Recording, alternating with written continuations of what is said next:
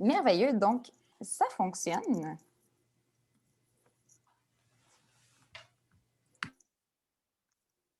Donc, bonjour et bienvenue à la présentation du cas Comptabilité de gestion. Je vous lirai les instructions de la présentation pour ensuite laisser les juges se présenter. Vous disposez de 20 minutes afin de présenter votre solution aux juges. Le temps commencera à s'écouler dès que vous débuterez votre présentation. Je vais vous montrer le temps restant à l'aide du clavardage lorsqu'il vous restera 10 minutes, 5 minutes, 2 minutes et 30 secondes. Vous pouvez également suivre le temps sur le lien que je vous ai envoyé dans le clavardage. Le jury ne peut pas vous interrompre durant votre présentation. Suite à votre présentation, vous serez envoyé dans un breakout room. Donc, pour ce matin, en fait, on va rester ici, étant donné que c'est enregistré pas en direct. Puis, le jury bénéficiera d'une période de questions de 10 minutes afin d'éclaircir certains éléments de votre présentation. Veuillez noter que lors de la période de questions, si un membre de l'équipe est en train de parler lorsque le temps est complètement écoulé, il est autorisé à terminer sa phrase. Je laisserai donc les juges se présenter et par la suite, vous pourrez débuter. Bonne présentation. Merci beaucoup. Alors, vas-y. Sophie Tessier, professeure à HEC Montréal.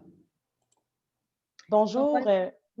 OK, je vais y aller. Bonjour, Marika Lapointe, je suis ancienne présidente de l'Omnium financier, puis je suis également analyste financière chez Cascade. Vas-y, Anso. Allô, moi je m'appelle Anne-Sophie Roy, je suis contrôleur de relève pour Cascade Emballage Carton Clarisse. Donc, moi, c'est Annabelle Fortin, je suis contrôleur chez Cascade pour l'usine en fait de plastique à Warrington, aux États-Unis. Merci beaucoup. Une petite question, Maryse, avant qu'on commence.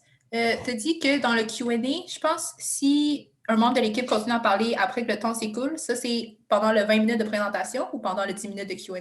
Pendant la présentation, à la fin du 20 minutes, il faut terminer de... Il faut dire présenter. Un mot. Oui. Puis, exactement. Puis, pendant la période de questions, vous avez le droit de terminer votre phrase. Même si on dépasse les 10 minutes. Si le 10 minutes est écoulé, vous avez le droit de terminer votre phrase que vous êtes en train de mentionner. OK, parfait, Ouais. parfait. Précision au cas où. C'est bien OK. parfait. Let me switch to English to get into it. So I will be sharing my screen. Let me just figure out how to do this with one screen. Share. Yeah, You should see the cuckoo right now. Yeah. Now you should see the PowerPoint. Yes. Close the Zoom. I will click on present. There you go. Yes. All right. Now I don't see the cuckoo, but I'll be using my watch. Okay. Are we ready, guys? Born ready. Let's get started. All right, judges, thank you so much for being here this morning. I think usually if it were in person, I'd comment on the commute or, something about the cold, but it's more appropriate to comment on the fact that we woke up at 5 to read your information and that we're super excited to be here and to hopefully give you some insight on the case. So here's what we have in store for you. We'll run through a quick executive summary just to, give you quickly what we're going to talk about, followed by a quick overview of the financials. This overview will support a lot of the following recommendations regarding the expansion of the corporate offices and investment in health and safety. We'll discuss the allocation of fixed costs, like you've asked us to, and discuss a little bit about employee compensation and the other aspects.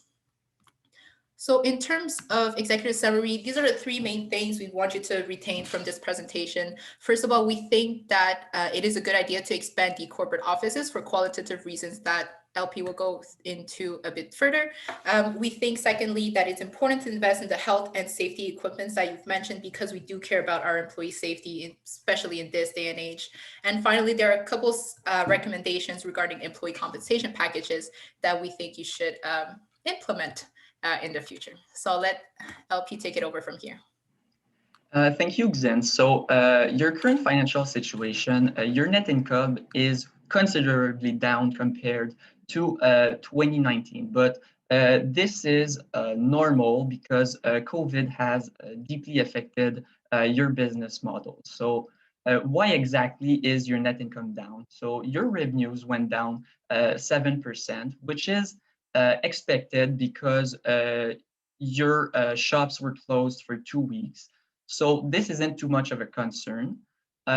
Your cost of goods sold, it's down compared to last year, but you produce less this year. So it is proportionately speaking, it is a bit up compared to last year, and we believe this is because of the adjustments that you had to make for COVID can lead to some inefficiencies on the short term. So overall, your gross margin is down 10%, which isn't too bad for the tough year that we all had.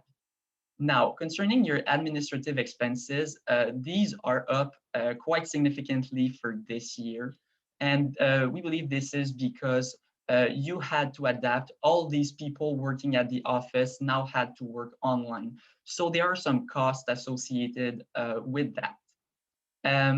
So this leads to your earning before interest to be down 40% from last year.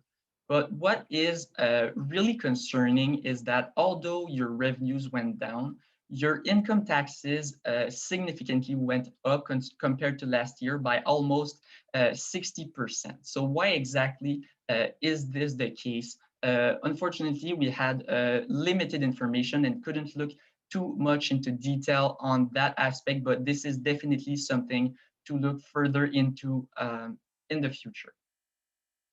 Next, again, also concerning your current financial situation, your balance sheet is actually pretty strong for the tough year that everyone had. So actually, your current ratio is up compared to last year, but this isn't exactly a good thing because your current ratio is up because you have more inventories compared to last year. So this is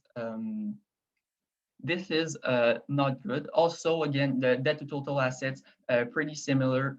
But what is concerning is your accounts payable. You have a lot of accounts payable due to be received in the future, and you might there might be an impact on these accounts payable because of COVID. Maybe people won't be able to pay it.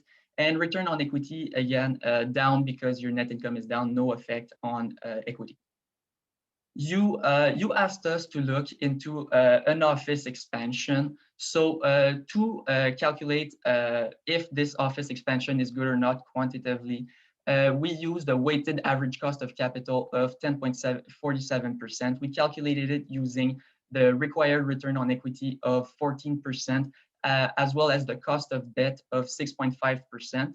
And we estimated the corporate tax to 30%. So from a quantitative perspective, the expansion project doesn't make sense because it is way more expensive than renting, but we would still recommend it because you have strong balance sheets and there are many advantages to this expansion, which are more of qualitative advantages. So sharing offices really impacts the performance and the efficiency of the working of your employees.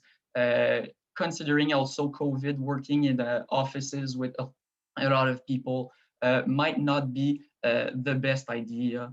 Also, your core values, you value diversity, eco-friendliness, as well as community involvement. So this floor plan would really enhance this and enhance the overall well-being of your employees, which could lead to long-term gains for your business. And again, this is a good idea because you want to keep your competitive advantage and your market share that you currently gained in the second quarter.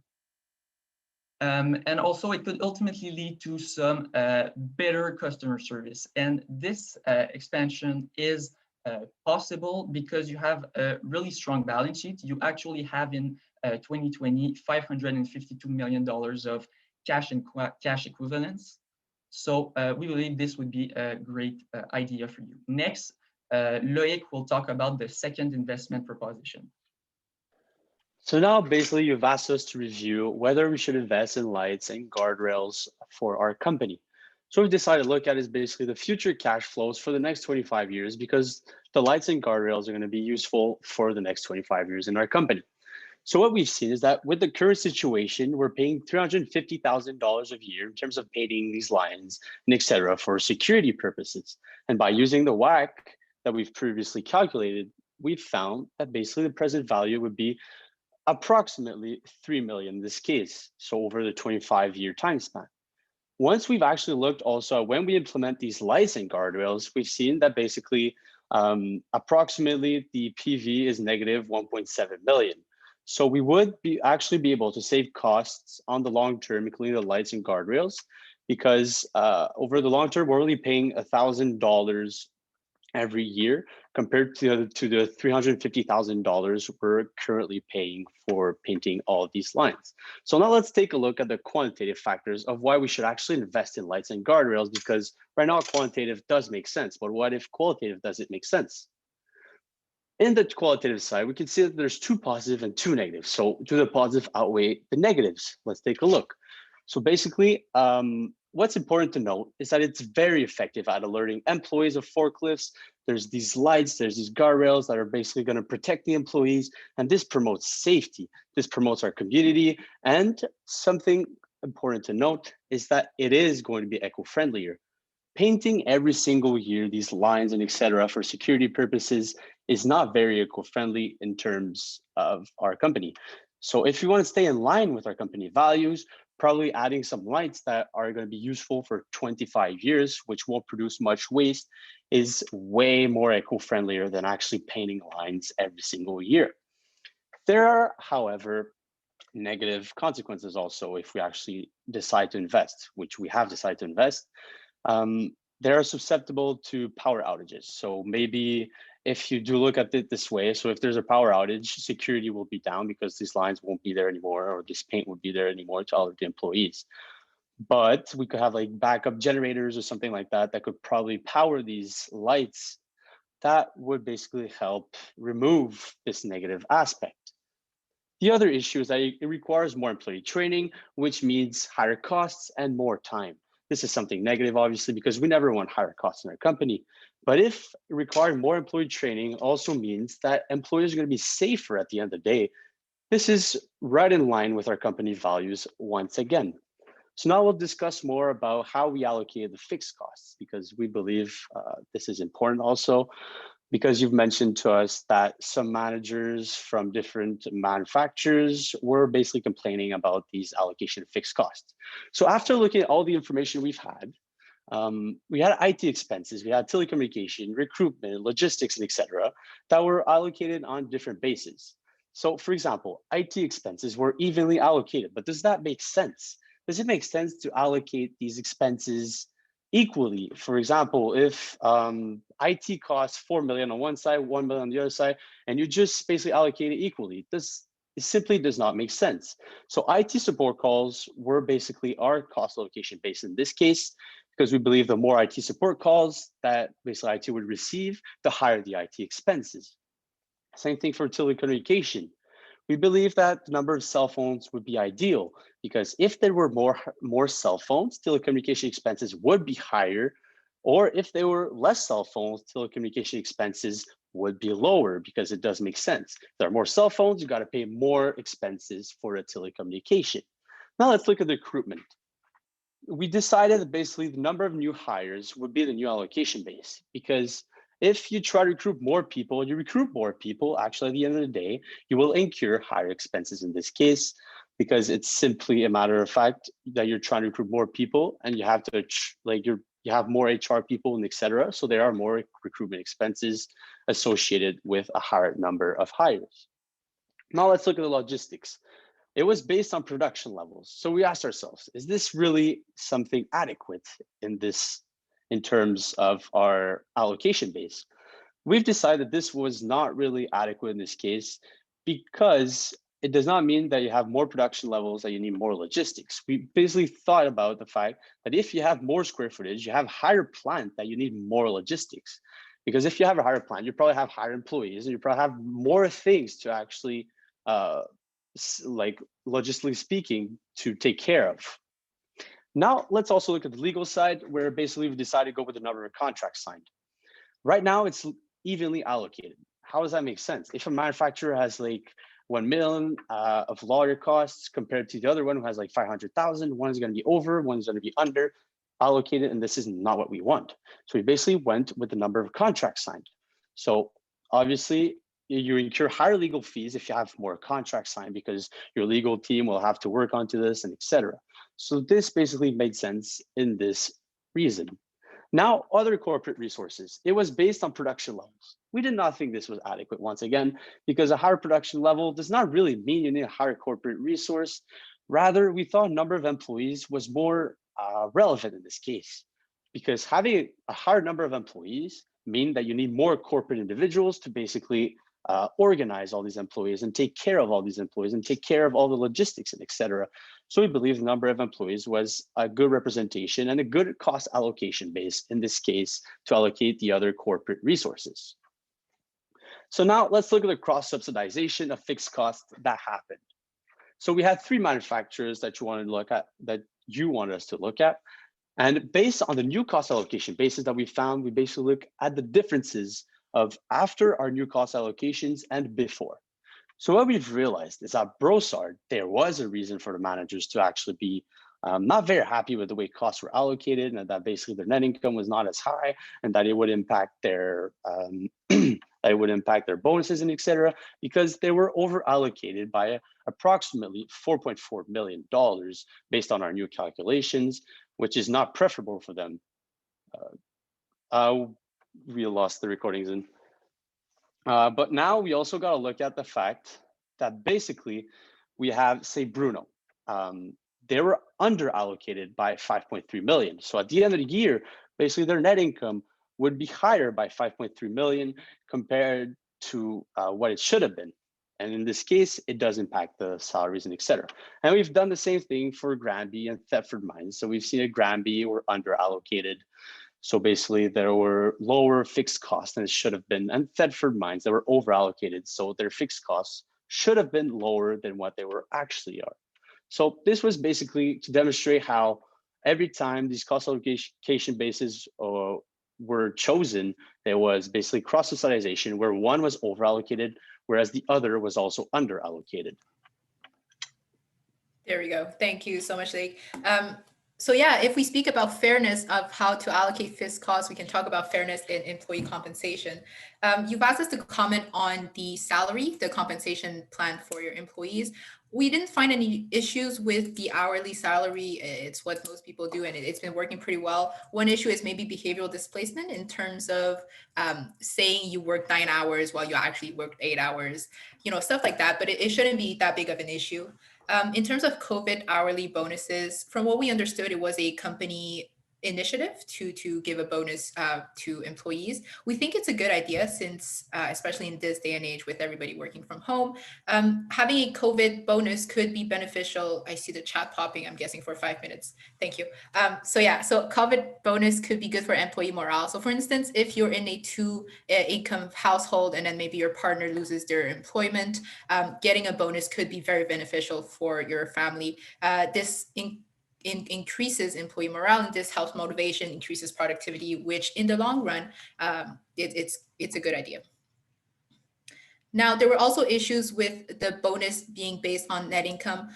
We think this is not a good idea because, if you work in a smaller plant, it's not necessarily your fault. Like, you can control the fact that the smaller plant made less income than a bigger plant because you happen to work in the smaller plant. So we think that we think that the bonus should not be based on the plant's net income. Another issue with that is that the net income includes uncontrollable costs that the employees cannot control, like fixed costs or corporate salaries, things like that they don't have control over. We don't think that their bonus should be based on things that they can't control exactly.